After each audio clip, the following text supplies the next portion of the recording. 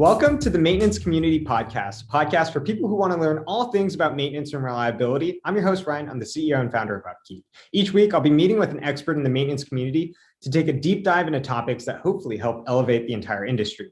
Our topics are sourced from the Maintenance Community Slack group, which is the largest online community of maintenance professionals around the world. And today, I'm super excited to have Christine Witte here on the show. Christine is currently the Director of Product and Services at SEAM Group, which is a global asset optimization company focused on optimizing asset safety, reliability, and maintenance for their clients. Welcome to the podcast, Christine. I'm super stoked to have the opportunity to learn from you today.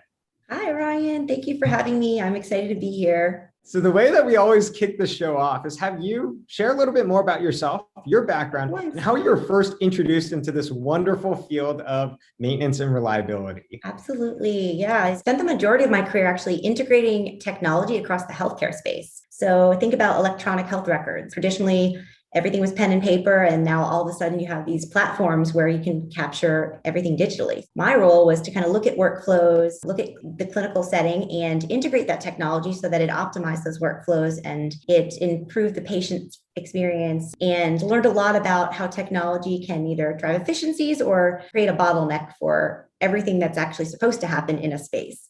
And just seeing, that kind of transfer of paper to digital and seeing all the different things that got in the way of that being effective, I became very curious about it and ended up going to work for Johnson Controls on their smart building team, which was similar things, trying to look at how can technology augment some of the tasks that we're doing today so that we can be more efficient, and worked with different industries from everything from their security systems to their building automation, master system integration, to help them just utilize technology in the right way.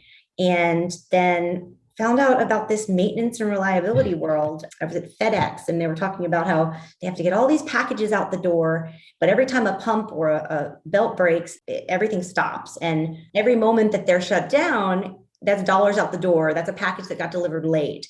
And that's where I started to understand how these pieces of equipment need to be maintained, and how there are certain solutions like we see in the IoT space that can help just create visibility around what the actual health of the equipment is. And I think that was kind of my aha moment, that this is where I need to be, because this space is really cool. And there's a lot that we can do to, drive improvement and to continuously improve. I agree with that, Christine. This industry is really cool. So you've had like a very interesting journey into maintenance reliability, started out in healthcare, got into IoT, Johnson Controls, and it sounds like you've really dedicated your career to this industry, which is awesome. And I know that more recently you're at a group called SEAM Group, which is focused on both uptime and safety, which is what I really wanted to focus today's conversation about.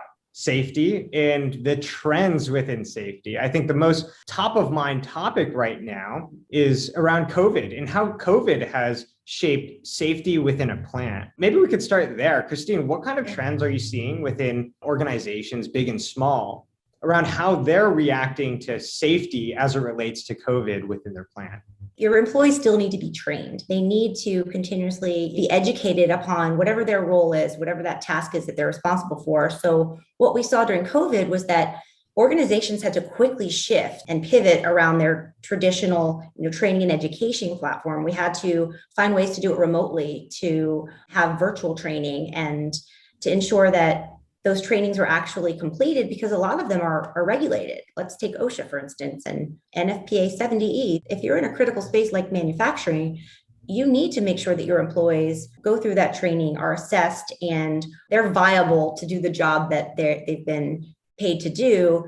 If they haven't been through those trainings, they're at risk. The other side is COVID shut the world down because of just how contagious it was. So now, you go into the gym now, you get your temperature taken, you have 6 feet apart. So what it's done for the space that we serve is it's created a couple of different challenges by way of you're having to do less with more, you're having to invest more in some of these safety solutions, technologies, and you have to find a way to still be competitive and still keep your doors open while you're having to learn all these new habits, take more time to do things, and invest in these safety solutions, technologies, equipment. So basically what COVID has largely done is like put a big emphasis on safety. It's changed the way that we deliver safety modules, but also in many ways, I think what we're talking about too, Christine, is increasing rules, regulation, and also trainings within a plant to adapt to this new world. And what we were talking about right before we hit record here was really when you do that, there also comes an increased cost. So I think to your point, you're saying you have to do more with less.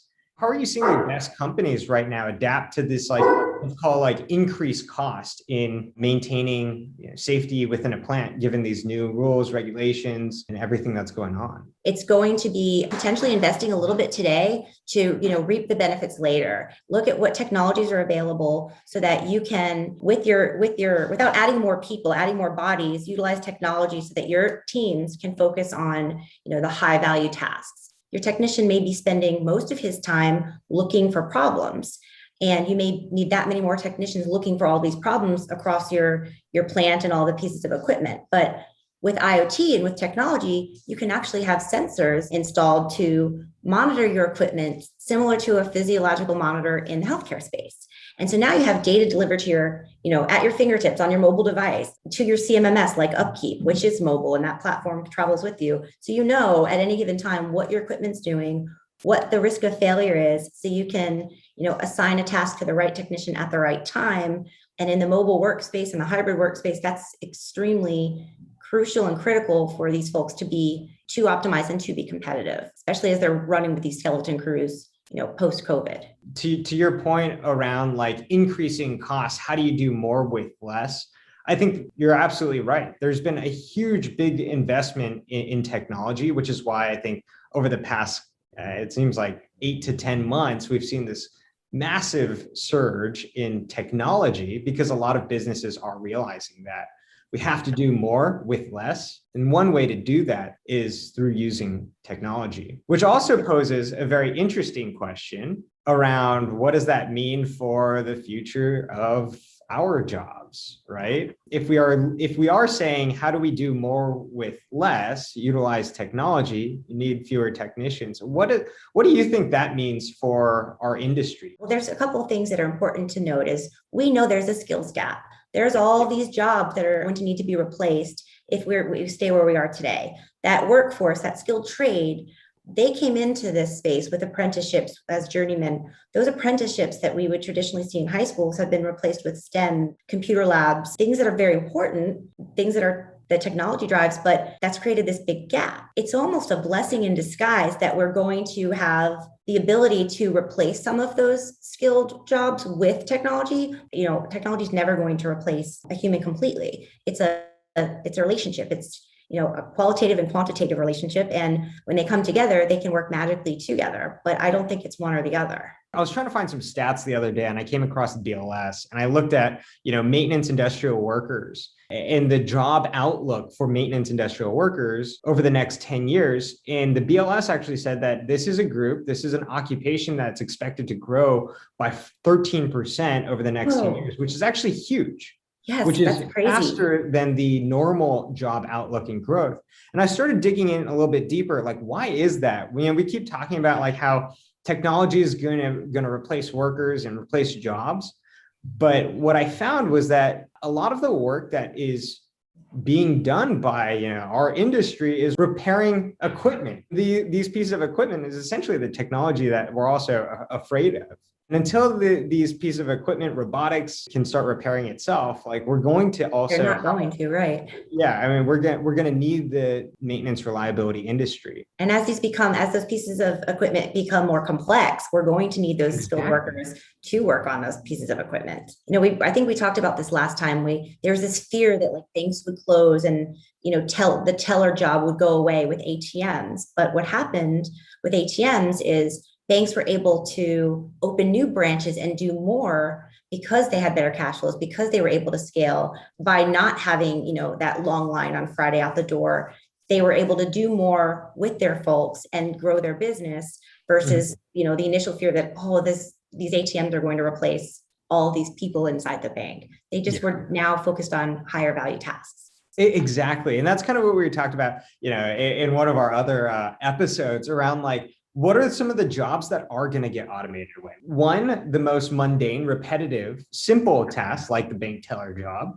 But then two, as it relates to this conversation, some of the most dangerous jobs, right? You don't want to risk your human life to go do something that, we could potentially use technology or robotics to help solve. Yeah, I mean, maybe with that lens on, how do you think the safety space is going to change as we see more technology go into the safety space? The addition of complex technologies does pose a little bit of a risk, and there's a vulnerability that comes along with that because the awareness and the almost instinct around is safety and maintainability isn't there, even if you read, the OEM recommendations or whatever it is. So what I see happening is the ability to now have technology almost create redundant safety where the technology can tell you what your risk is, what the degree of exposure is for your people that will ultimately have to maintain equipment.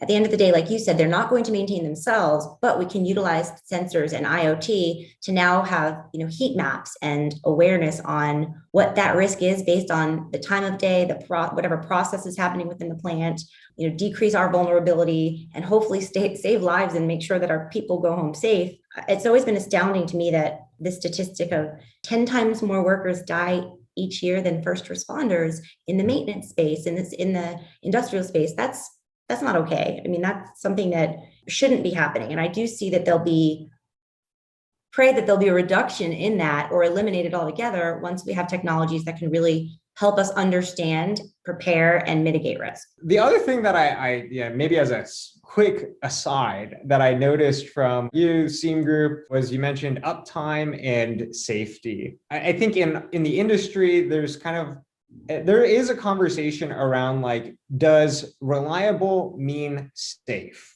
And what are like the intricacies there? So I wanted to ask if you have a perspective on that. Does reliable mean safe and does safe mean reliable?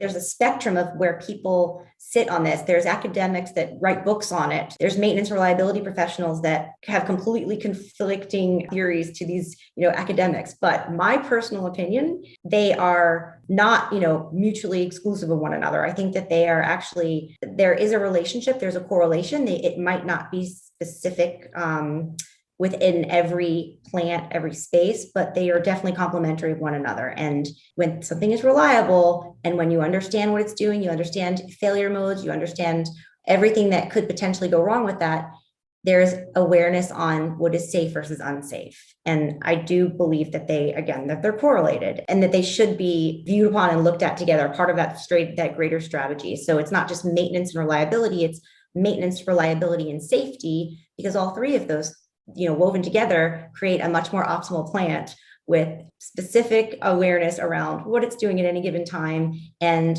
the plan to take care of things as they degrade before they cause some sort of problem, explosion, whatever it may be. What do you think is the best way for like safety, maintenance, reliability teams to work together? Is there a good, easy way? Yeah, I mean, I definitely think that it has to be collaborative. It has to be emotional. It cannot be driven by a regulation or a piece of paper or even some KPI. It really has to be a very inclusive relationship and environment and team. And the way I view safety is the way I protect my kids. Like it's instinctual, and I train them to understand how to mitigate risks and how to stay away from dangerous situations because I really, really care. And they see I care and they trust me. And so that trust, that emotional attachment, that culture of mom to daughter to son and the protection around it, it's very organic and natural, where you see all the time in the industrial space, the conflict, the opposition, the conflict, it's almost driving the opposite of what we're trying to achieve. And so I'd like to see that